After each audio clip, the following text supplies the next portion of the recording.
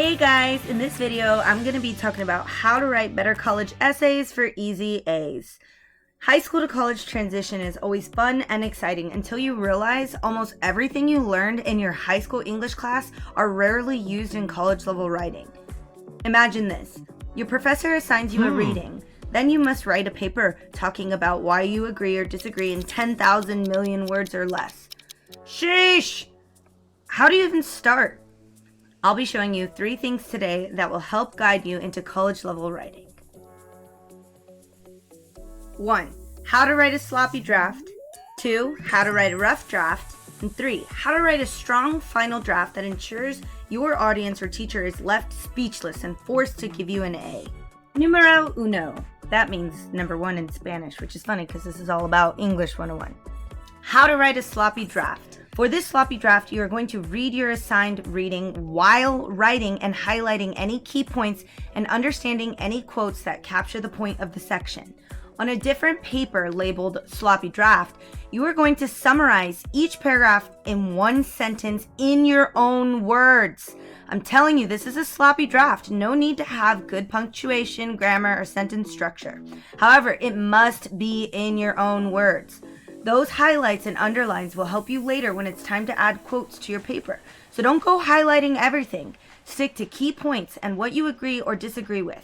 This process is to help you develop your own thoughts and understand the reading in your way. A good critical thinking exercise is to try to formulate questions and answer them in your own words. Voila! Sloppy draft completed, and you read the assigned reading. Now it's time to write the real rough draft using what I like to call the 3 C's. Cool, calm, and collected? No. Connect, concise, and credit. Connect. As you write your rough draft, connect yourself to the author and connect yourself to the audience. Think of your essay like a conversation. You're just responding to what the author has said using those summaries you collected in your sloppy draft. In the article, Teaching the Conventions of Academic Discourse, Teresa Thani says, by referring to what others have said about the topic, writers accomplish 2 things. They show that they are addressing an issue that matters, and they establish that there is more to be said about it. In a way, you are both an author and an audience member. In the article Authority and Voice in Student Writing by Anne Whitney, she says, they must envision themselves as speakers among the other speakers. You read someone else's work and then comment on how you understand it and what you think about it. Connect to the author as the audience and then speak to the audience as the author. Concise. Be it.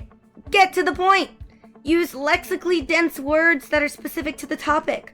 If you're talking about underwater welding, you wouldn't go into detail about the Triton that the King of Mermaids uses as dingle hopper. Technical words can precisely and concisely convey specialized meaning to others in the field and denote one's membership in any academic community. Use the vocabulary that the author might use to describe your point of view. Be concise and speak confidently. I think they must have thought this versus they thought this can show a huge difference in your writing confidence. The last C is credit. Add quotes. Quotes show proof of how you gained your point of view. I believe ABC because the author said BCA. Then retell it in your own words. I see the essay as a piece of writing in which the writer's ideas are the main event and the textual examples serve as mere tools for illumination and support. This is also the time to start placing your highlighted or underlined quotes in the draft. You can start citing your sources too. Google Scholar comes in clutch for this. Just type in the academic paper or book that you read and copy and save the citation in the format that you need. Now, as you credit the author for how you concluded your thoughts, remember to add your knowledge or ideas in your essay. As Anne Penrose and Cheryl Geisler mention in Writing Without Authority, personal knowledge has value. Your voice matters. Even though you are including quotes from others, what you have to say using your experiences is just as important and influenceable as the author's. Boom!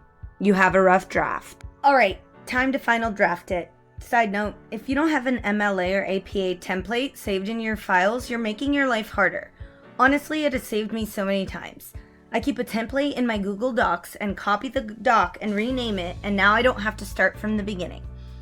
This is where you go through your rough draft and make sure that your voice is not lost in the thoughts of others.